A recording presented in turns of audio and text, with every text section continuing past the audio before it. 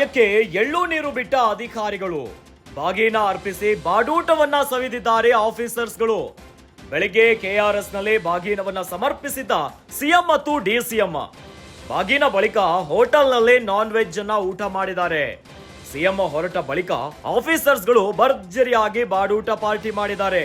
ಅಧಿಕಾರಿಗಳಿಂದ ಭರ್ಜರಿ ಬಾಡೂಟ ಬ್ಯಾಟಿಂಗ್ ಆಗಿದೆ.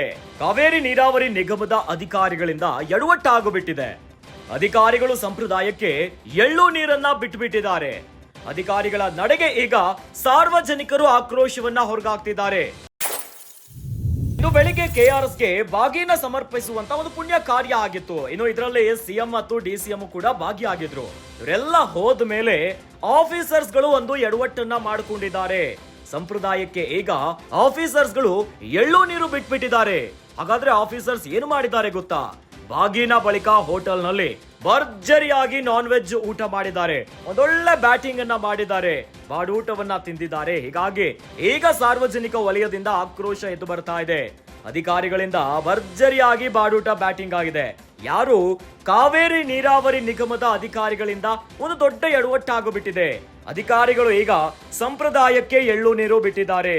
ಈಗ ಅಧಿಕಾರಿಗಳ ಈ ನಡೆಯಿಂದ ಸಾರ್ವಜನಿಕರು ಆಕ್ರೋಶವನ್ನ ಹೊರಗಾಗ್ತಿದ್ದಾರೆ. ಇನ್ನು ಎಕ್ಸ್ ನಲ್ಲಿ ಪೋಸ್ಟ್ ಮಾಡಿ ಜೆಡಿಎಸ್ ಕೂಡ ಆಕ್ರೋಶವನ್ನ ಹೊರಗಾಗ್ತಿದೆ.